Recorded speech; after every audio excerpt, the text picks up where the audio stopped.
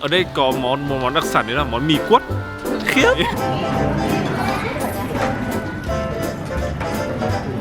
Em đã thực hiện một cái thử thách là ngày hôm nay em chỉ được ăn đồ lạnh thôi nên em không được ăn cá này. Lát nữa chúng ta sẽ lấy cái cọng này chúng ta ngoáy.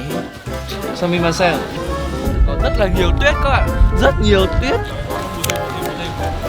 Tí nữa ra mua thêm. Cái nền đất Ôi, mình thấy một quả to rồi các bạn ơi. Đúng rồi. Ôi, mặc đồ hộp thế này không bao giờ đen như thế này luôn.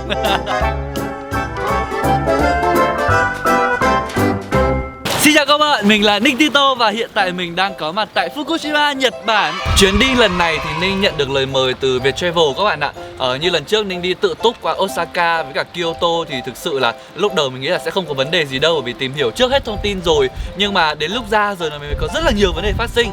Thì nhân cái lời mời này của Viettravel thì mình nghĩ là hay là thử đi tour một lần xem sao. Bởi vì đi tour thì sẽ có những người đã quen thuộc cái nơi chốn này rồi và biết những cái vấn đề rồi thì họ có thể xử lý giúp mình. Cái chuyến bay này là chuyến bay được bao chọn bởi Viettravel, bay thẳng từ Việt Nam sang Fukushima của Nhật Bản. Ở sân bay thì chúng ta sẽ có quầy check-in riêng này, rồi an ninh sẽ được ưu tiên hơn. Và khi mà hạ cánh xuống ấy các bạn ạ, thì đoàn của Ninh đã được lãnh đạo tỉnh này rồi sân bay chào đón rất nồng nhiệt ngay từ khi mà chúng ta hạ cánh luôn. Điều đấy thực sự là Ninh cảm thấy rất hào hứng về cái chuyến đi này. Các bạn đã thấy là mọi người thường đi du lịch Nhật Bản vào trong mùa hoa anh đào để chụp ảnh với những loại hoa rất là đẹp. Còn ngày hôm nay thì Ninh đang có mặt tại Nhật Bản ở giữa mùa đông các bạn ạ. Nhưng mà thật là tiếc bởi vì là không thể cho các bạn xem là tuyết nó như thế nào, bởi vì là ngày hôm nay thì nắng đã lên rồi và tuyết đã bắt đầu tan ra. Sau khi mà Ninh tìm hiểu ấy thì cái làng Uochiji-ku này họ có rất là nhiều món ngon, nhưng mà có lẽ cái món nổi bật nhất, đặc biệt nhất có lẽ là món mì soba, nhưng mà chúng ta sẽ không ăn bằng đũa. Rõ ràng là Nhật và Việt Nam là những nước ăn bằng đũa đúng không? Nhưng mà ở đây họ sẽ ăn cái món mì đấy bằng cọng hành taro các bạn ạ. Thì Ninh nghĩ đây sẽ là cái món rất là đáng thử trong cái chuyến đi đến cái làng này. Và nhân tiện cái món đầu tiên đang là món mì lạnh thì Ninh quyết định là clip này mặc dù thời tiết dưới 10 độ C nhưng mà chúng ta sẽ tự thử thách bản thân rằng ở Fukushima này chúng ta sẽ ăn toàn đồ lạnh các bạn ạ. Và các bạn sẽ cùng xem là Ninh có vượt qua được thử thách này không nhá. Chỉ tiếc là nếu mà có món nóng nào mà mọi người được ăn ngon ấy mà em không được ăn ấy thì chắc là em sẽ tiếc lắm. Nhưng mà nhờ mọi người thưởng thức hộ em nhá. Mì với chanh á. Hôm nay ở đây có một món đặc sản đấy là món mì quất. Khiếp. Khiếp.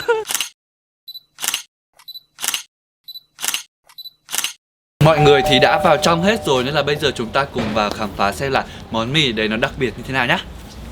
Đây là menu của quán và nhìn vào đây thấy là có cả mì nóng và mì lạnh. Nhưng mà tất cả mọi người đều order mì nóng hết. Còn riêng Ninh là bởi vì cái thử thách tự dưng mình đặt ra cho bản thân nó lại ngớ ngẩn như vậy nên là thôi thì mình sẽ gọi một bát mì lạnh trong cái thời tiết lạnh để ăn nó như thế nào. Và các bạn ơi, đây là cái bát mì đấy này. Ninh thì Ninh chưa biết cái giá bát mì nó là bao nhiêu, nhưng mà một cái cọng hành taro đấy thôi mà đã 110 yên rồi thì thực sự thì cũng là nhiều mà. Thì thực sự là Ninh nghĩ nó cũng khá là to. Và cái bí kíp để ăn món này làm sao cho nó chuẩn đó chính là các bạn phải ước lượng làm sao để khi mà chúng ta ăn hết mì trong bát thì chúng ta sẽ ăn hết luôn cái cọng hành đấy. Đó là cái cách mà anh hướng dẫn viên vừa mới chỉ cho Ninh và lát nữa Ninh sẽ cố để thực hiện. Mỗi người thì sẽ có một phần cá này là cá ayu các bạn ạ, chỉ sống ở suối. Nhưng mà cá này nó lại là cá nướng tuyết. Mà nướng tuyết tức là nóng thế nên là nướng tuyết. Đặc trưng ở đây thì vào mùa đông họ thường nướng cá này với cả muối. Mà nướng thì tức là nó nóng rồi. Và nóng rồi tức là ngày hôm nay thì cái gì đấy? Thì đi không được ạ. Hành này là hành sống. Hành sống. Nhưng mà nó không có hăng lắm. Mọi người có nhìn thấy cái hành vừa rồi của anh Kiên cầm không? Trời ơi, nó to một cách kinh khủng khiếp luôn đây này. Đây là hành taro nha mọi người. Đó, thì lát nữa chúng ta sẽ lấy cái cọng này chúng ta ngoáy. Chúng ta sẽ uốn mì vào trong này. Sau đó chúng ta sẽ cắn ngập một phát. Nhưng mà Ninh đang rất là lăn tăn bởi vì là sợ hành nó bị ngái ấy. Thì không biết là khi mà ăn cùng với cả mì lạnh thì nó sẽ như thế nào. Tada! Và đây thì Ninh đang cầm một cái bát mì soba lạnh, còn bên này là một bát nóng. Thì nhìn qua chúng ta đã có thể thấy sự khác nhau rồi. Ví dụ như là nhìn sang cái bát ở bên này thì các bạn sẽ thấy là ở trong có thịt lợn. Trong cái mì nóng này có thịt lợn này. Ở phía trên là hành taro đã được cắt miếng sắt nhỏ ra rồi. Và ở phía dưới thì sẽ có một cái gì đấy hả mọi người? Kiểu ngó sen. Ngó sen, Ninh không ăn được nên Ninh không biết. Còn như phía bên này thì chúng ta sẽ thấy là khác với bên này thì nó sẽ có thêm cả cá bào. Ở trong sẽ có cả củ cải được nghiền ra. Và ở đây thì chúng ta sẽ cùng dùng cái cọng mì này để ăn thử nhá. Ôi, Ninh hào hứng quá. Có ngói sen. Nó cũng chỉ thế này thôi được đúng không? Mời mọi người nhá. Không biết có hăng không ta? Có thịt lợn, có ngói sen, có thịt soba. Này, sao người ta không ăn nha, chúng ta cắn miếng này có vẻ dễ nhàng nữa.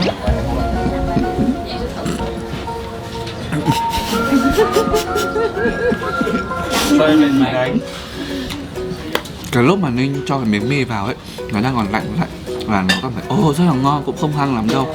Cho đến khi chúng ta cắn vào cái miếng hành Bên trong ấy đúng không? nó bắt đầu hăng kinh khủng khiếp. Nó không hăng được như wasabi lên đâu, nhưng mà nó hăng kiểu ngái ngái ấy. Thì thực sự là Ninh không hiểu tại sao người Nhật lại có một cách kết hợp nó như vậy. Nhưng mà có lẽ người ta ăn quen và nó là cái món truyền thống rồi, nên là đến đây các bạn có thể thử. Biết đâu là các bạn thích hành thì sao. Còn như Ninh thì chắc là Ninh xin phép là ăn không đúng theo truyền thống một tí, là Ninh sẽ không ăn bằng cái hành này nữa, mà Ninh sẽ ăn bằng đũa. Nước ngoài rất là khó.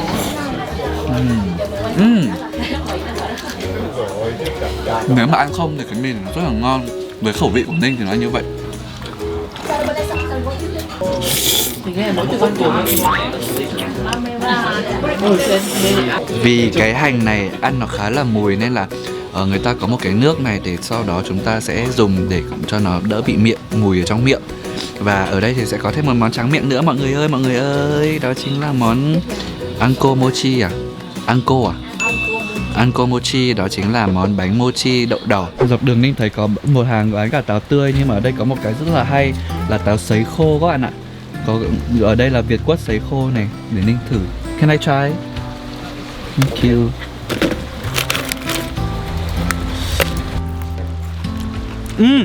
Ngon vãi. Táo sấy khô em ạ, như kiểu mít sấy ở Việt Nam ấy. Từ điển ông Ninh, nếu bạn thấy ông Ninh vừa thật dài nghĩa là ông Ninh đang khen đồ ăn ngon vãi chưởng chấm than. Ngon lắm ấy, mà nó rất là ngọt các bạn ạ. Ninh nghĩ là Ninh sẽ mua thử một túi. Và một túi này thì sẽ có giá là 350 yên các bạn. Anh mua táo gì đấy? Táo tươi à? Anh đã mua táo tươi. Ui, đây mình có một túi táo tươi này, anh Kiên Hoàng mua này các bạn. Ninh sẽ ăn thử một miếng này nhá. Thực sự lúc này nó rất là lạnh luôn đấy các bạn ạ. Và táo Fuji rất là nổi tiếng và về Việt Nam rất là đắt. Ngọt lắm. Bảo sao mà táo khô này nó ngọt, bởi vì vốn dĩ táo tươi này nó rất là ngọt rồi các bạn ạ. Tí nữa ra mua thêm. Cái này đắt gấp đôi cả. Chuyến đi này sẽ vẫn là những gương mặt rất là quen thuộc, đó chính là gia đình Cam Cam. Ở đây có Thảo này. Và đây là chị Miswa. Mình mới ăn táo xong đúng không? Đúng rồi, chị ăn chưa? Chị chưa, chị đang đi mua mèo. Chị chưa có kịp ăn. Con mèo thần may mắn đúng không? Chị thích mèo này cho nên đi ở đâu Nhật Bản chị cũng sẽ mua con này hết. Và chuyến đi này còn có một cặp đôi rất là tình cảm nữa, đó chính đó chính là Chloe và anh Jimikas. Khôi Vĩnh Ninh là một cặp đôi chứ không phải Khôi Vĩnh Diêm. Thật, đúng rồi. Ui, mặc đồ hợp thế này. Anh, bye bye. Mọi người ơi, hiện tại thì chúng mình đang ở thành Hạc Trắng. Và ở đây thì Ninh có thấy hai que kem và thời tiết thực sự rất là lạnh. Càng về buổi chiều nó lại càng lạnh hơn. Và đây là một que kem tinh than tre này. Đây là một que kem hạt rẻ. Thì mỗi cái kem này sẽ có giá là 350 yên. Thì bây giờ Ninh sẽ chọn cái này và sẽ cho thả cái này. Ok, mời mọi người nhá.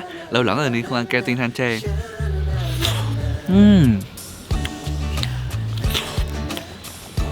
Ngon quá. Ăn nó rất là... Sao? Nhìn này. Đây là tinh than tre thật các bạn ơi. Ăn ở Việt Nam kem tinh than tre không ạ? Không bao giờ đen như thế này luôn. Lúc này thì trời nó bắt đầu mưa và kiểu nó bắt đầu lạnh hơn rồi các bạn ạ. Và thực sự là Ninh cảm thấy mặc dù là mình đi tour ấy, lần này là lần đầu tiên Ninh đi tour, nhưng mà mình vẫn cảm thấy rất là thoải mái, bởi vì họ lựa chọn địa điểm cũng khá là hay. Mặc dù là mình đến Fukushima là cái tỉnh mà không phải là mọi người hay đi nhá, mọi người hay đi Osaka này, hay đi Tokyo này, ở Kyoto này, mà Fukushima thì không phải ai cũng đi, nhưng mà vẫn có những cái địa điểm mà thực sự rất là thú vị và mình có thể trải nghiệm được theo sở thích của mình nữa. Ví dụ là đến đây mình vẫn có thể ăn uống và đặc biệt là còn thực hiện được cái thử thách của Ninh nữa. Thì Ninh nghĩ là ở cái chuyến đi này chắc chắn là nó sẽ còn nhiều điều thú vị nữa cơ các bạn ạ. Chào buổi sáng. Hôm nay là ngày thứ 2 mà chúng mình ở Fukushima rồi. Sáng ra thì mình ra đây và thấy có rất là nhiều tuyết các bạn. Rất nhiều tuyết, nhưng mà tuyết nó nhỏ li ti. Không biết là các bạn có nhìn thấy tuyết nó đang bay không, nhưng mà khi mà tuyết rơi xuống thì nó lại buốt hơn rất là nhiều. Tay Ninh đang lại cóng vào rồi thế này. Và Ninh đã phải đội cái mũ này vào rồi nữa. Thực sự là trời ơi, thích lắm các bạn ơi. Rồi bây giờ thì mình sẽ tranh thủ chụp vài kiểu ảnh và sau đó thì chúng ta lại tiếp tục đi ăn đồ lạnh. Và không biết là ngày hôm nay chúng ta sẽ có những cái đồ lạnh gì đây. Hãy cùng chờ đợi nhá. Độ tuổi bình quân trong dân số của Nhật Bản đó là 48 tuổi. Đây, bạn đã cần sữa đặc nữa đây. Và hiện tại thì Ninh đang có mặt tại vườn. Ở đây là một cái trang trại dâu các bạn, và thực sự có rất là nhiều các loại dâu tây. Thì ở đây Ninh đang ở trong một cái trại có tên, cái giống dâu có tên là Benny Hopper. Và dâu ở tiếng người Nhật thì họ gọi cái quả này đó chính dâu tây, đó chính là Ichigo. Trong đó thì Ichi tức là 1 và Go tức là 5, tức là cái loại quả này ngày xưa là chỉ có thể mọc được và ăn được từ tháng 1 đến tháng 5 thôi, nên người ta gọi như vậy. Và bây giờ thì hãy cùng đi hái một vài quả dâu với Ninh nhá. Và bí quyết để chọn dâu là hãy chọn quả nào đỏ mọng. Đây, như thế này. Mời mọi người nhá. Và tại sao Ninh lại cho cái này vào trong những cái đồ lạnh? Bởi vì là thực sự đây là một cái loại quả mà có thể trồng được ở xứ lạnh. Ninh tạm gọi thế đi, tại vì không, dâu quá ngon Ninh không thể không ăn được các bạn. Mời mọi người.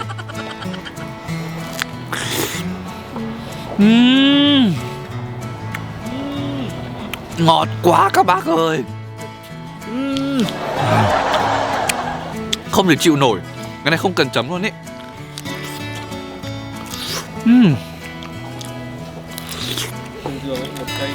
Và điều đặc biệt là các bạn ạ, ở đây chúng ta có thể ăn tùy thích cho đến hết giờ của mỗi người.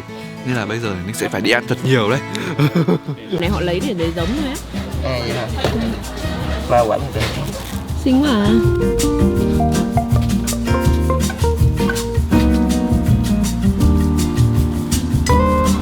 Bí quyết để hái dâu: quả nào đỏ lòm hãy lấy quả nào đỏ lòm mà ăn các bạn ạ. Đó. Bây giờ Ninh sẽ thử chấm với sữa nha. Đây, sữa đặc các bạn ạ. Mời mọi người.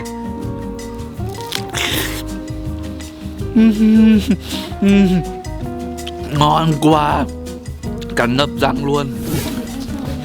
Các bạn ơi, đi qua cái Và bây giờ chúng ta sẽ vào vườn thứ hai. Cái loại trái này có tên là Tochio Tomi. Ninh thì cũng không biết là nó có khác gì không, nhưng mà thực sự là ôi, Ninh thấy một quả to rồi các bạn ơi. Lao vào thôi. Đâu nhỉ? Đây nè. Đây các bạn ơi.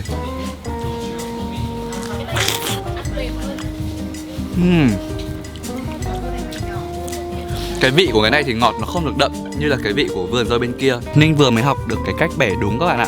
Thật ra là chúng ta không nên bẻ từ trên này mà chúng ta nên bẻ từ cái gốc thôi. Thì các bạn ở đây này, xong các bạn chỉ cần như thế này là nó đã ra rất là dễ rồi. Và hiện tại thì Ninh đang có một đống. Đây là vườn thứ 3, vẫn là những cái quả to mọng như thế. Cái này kiểu dạng bên kia là gạo tẻ thì bên đây là gạo nếp các bạn. Nó dẻo, nó gọi là mềm mà dẻo hơn một tí. Chúng ta đến vườn cuối cùng, đó chính là Tokun Peach Flavor. Tức là kiểu nó vị đào hoặc là nó hơi giống quả đào, bởi vì nó là dâu hồng các bạn ạ. Nên là bây giờ mình sẽ vào và ăn thử một quả. Ở đây thì màu nó không được đỏ như vậy, mà nó hồng mà, và nó nhỏ hơn nữa. Trái này nó mềm hơn.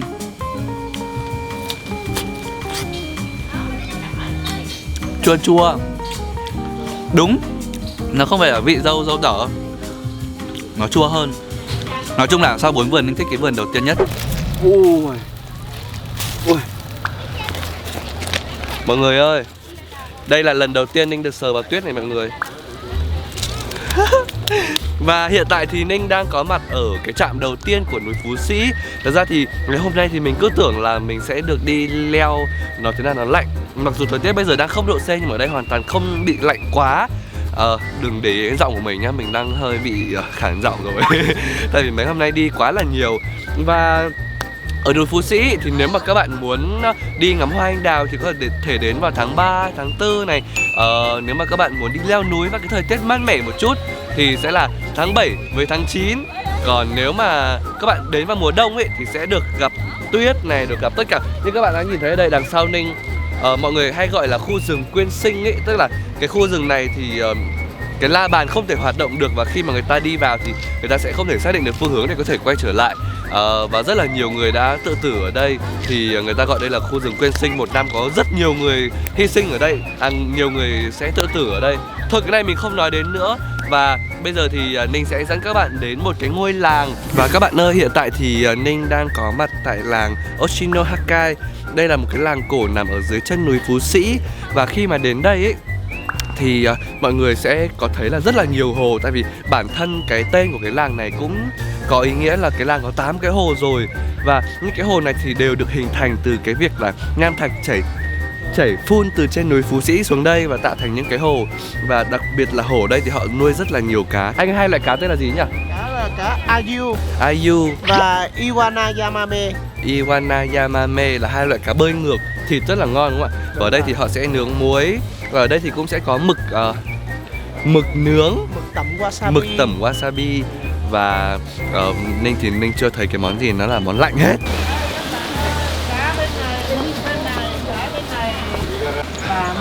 Mực này là mực wasabi đây đúng không? Không, cái mực này là mực tươi nướng nhưng mà rất là ngon. Tươi, nướng muối. Nướng muối.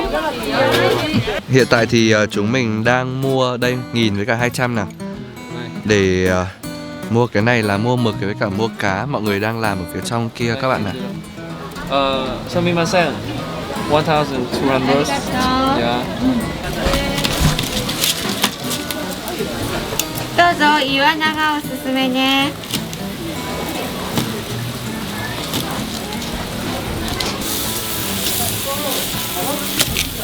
はいどうぞ。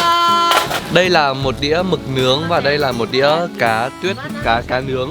Ninh không biết đây là cá Ayu hay cá gì nhưng mà thực sự là nhìn nó rất là ngon. Đây, để Ninh lấy thêm cái đũa.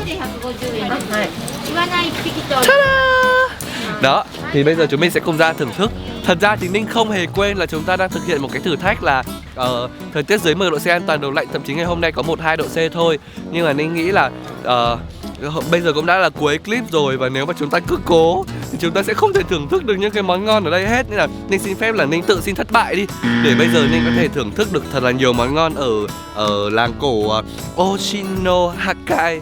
Và tí nữa thì nghe đồn được ăn lẩu. Thật ra là bởi vì cái nồi lẩu đấy nên là Ninh quyết định là em đã từ bỏ thử thách rồi chị ạ. Tại sao? Là chỉ an toàn đồ lạnh, rõ ràng là đồ nóng ngon mà. Ngon mà. Em mới để đây một tí là lạnh mà. Thế hả? Hai cái con này mình mua với tổng giá là 1.200. Thật ra là các bạn chỉ thấy là Ninh đi ăn uống thôi. Còn những cái lịch trình, cái chuyến đi, cái tour như thế này như thế nào, hoặc là những cái bí kíp gì đấy hay ho thú vị, các bạn hoàn toàn có thể sang channel của nhà Cam Cam Còn để muốn có thể review xem. kỹ những món ăn này thì mọi người hãy sang kênh của Ninh Tito. Rồi thôi chị em đúng mày. Mực nướng muối Ngon dã man. giòn. Mực nó đậm ấy. Mực đậm. Em nghĩ là lúc ăn lúc nướng họ cho muối lên thật. Ngon đấy. Mực nướng muối mày. Nó ngọt. Dạ. Mực nướng muối là chả cho muối. Mực nướng muối. Ngon dã man mọi người Rồi, ơi. mình sẽ thử sang cái món Ngon này. đấy. Đó chính là món cá tuyết. Cá Ayu. Không, cái Ayu. Chị ơi, cứu em. Thôi để chị sẽ ăn chành với phần cá. Cho em một miếng đã thử nhá. Đây các bạn ạ, con cá nó như thế này. Lúc nãy không biết là mình nhìn con cá này ở dưới suối có thật không nhỉ? Vậy thì lúc mà đi vào làng mọi người có nhìn thấy con cá này ở dưới suối thì người ta bảo là cái con cá này thịt của nó rất là dai, bởi vì là nó kiểu bơi ngược dòng ấy, kiểu như là tấm tim ấy. Ngon lắm. Mà mềm. 1.200 là nó rơi vào gần 240. Cho hai cái món này thật ra là Ninh nghĩ là cũng có thể thử, bởi vì nó không quá đắt để các bạn có thể thử ở cái địa điểm như thế này. Ngon quá. Mình đang ở núi Phú Sĩ rồi. Và cái khung cảnh này. Và thực sự Ninh muốn chia sẻ với các bạn thêm một điều nữa là để mà vào đây các bạn buộc phải đi ô tô. Nên là nếu mà các bạn đi tour ấy, thì nó sẽ rất là thuận lợi cho các bạn để không bị tốn quá nhiều tiền. Còn phương tiện mà kiểu tự thuê xe cá nhân đến đây thì xa mà nó tốn lắm ấy. Nói ít thôi, đưa cá đi nào. Hiện tại thì chúng mình đang đứng ở trong khu bán đồ ăn và đồ lưu niệm. Ở trong cái khu này có khá nhiều món ngon và chúng mình quyết định là sẽ mua thử một cái bánh nhìn nó giống hơn giống cái bánh dày, bánh ngải cứu của Việt Nam ấy. Đây, một chiếc bánh nó sẽ như thế này, khá là ấm và nóng. Ôi, được ăn đồ lạnh, đồ nóng rồi các bạn ơi.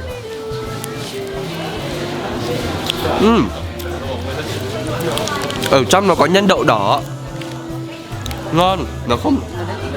Nó không như mình nghĩ đâu. Ăn thử đi, ngon lắm, không bứ luôn. Em cứ sợ là nó sẽ bứ thì có nhiều bột ấy. Ngon. Mà Cái đậu đỏ không ngọt. Nó nướng lên nên là ở ngoài thì giòn, hơi giòn, ở giữa thì mềm. Được đấy, các bạn nhớ thử cái món này nhá. 150 yên.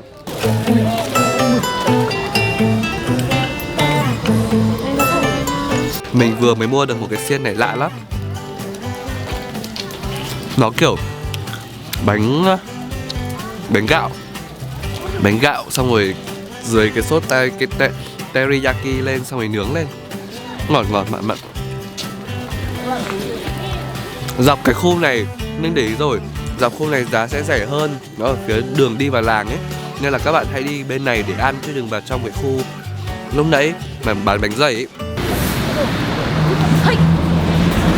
Hiện tại thì chúng mình đang ngồi một cái nhà hàng nằm ngay cạnh cái hồ. Không biết các bạn có nhìn ở đó, cái hồ Kawaguchi là một trong những cái hồ nước ngọt lớn nhất ở cái vùng này luôn. Và hiện tại thì chúng mình đang ăn món gì ý nhỉ? Chúng mình đang ăn lẩu sukiyaki. Cái lẩu này ấy, thì khi mà ăn chúng ta trong đây sẽ có cả thịt bò này. Thịt bò này được thái rất là mỏng và chúng ta sẽ chấm với cả trứng sống. Thì bây giờ đây, mình sẽ nhờ Thảo đập trứng ra nhé. Đó, chúng ta sẽ đập trứng ra này, sau đó thì sẽ ngoáy đều lên và chúng ta sẽ cho cái thịt từ trong đây để vào đây. Ở trên đây thì sẽ có cả, đây là cá ngừ và đây là mực. Ở đây thì sẽ có ngó sen. Một bát mì udon.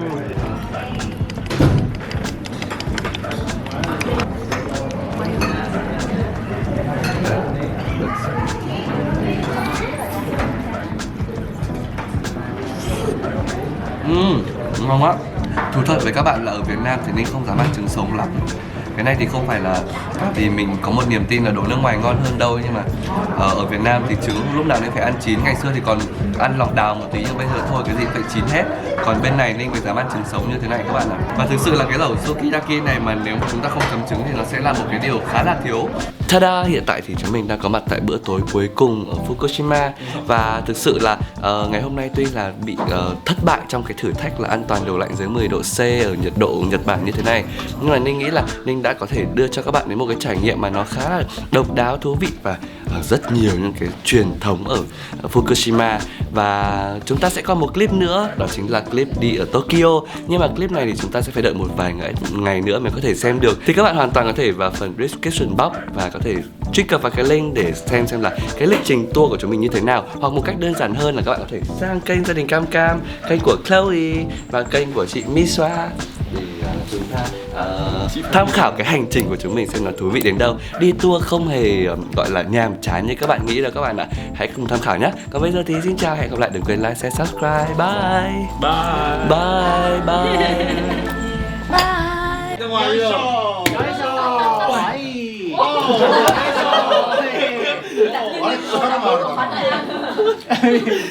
Giờ mới cái gì đấy cho ấy. Sai cả.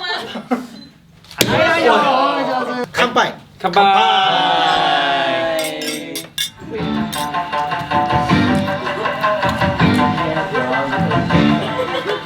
Cái nhảy này cũng không khó lắm mà, gì cũng học nhanh thế.